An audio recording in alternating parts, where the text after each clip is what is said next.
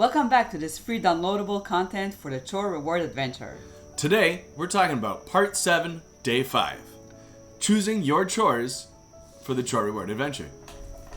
There are two simple, fun, and engaging catalogs that kids they can go through and look around for chores. For example, I have the 7 to 8 catalog right here. And I have 9 to 11.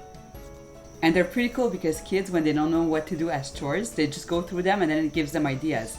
So they can either choose one that's pre-written or choose their own and then draw and write the amount. There's also a reward catalog, and then you can see things like a movie night and how much it's worth. You can download the catalogs or look at them on the website directly. Right. So, how do you actually do this activity? I mean, it's pretty simple. You just sit down with your kids and you're going to discuss which chores they find interesting or they feel like they can do. And then once you do the chores, then you can negotiate on what reward they feel would be best, because this stimulates negotiation.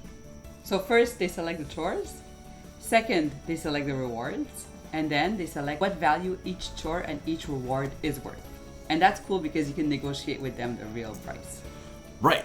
And they really love it when they get to see all these rewards adding up and they're like, I did this. And that just helps build their confidence, their belief in themselves.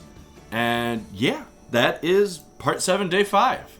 So if you want, just look at the link below to have all the information on how to get the catalogs and how to follow this activity.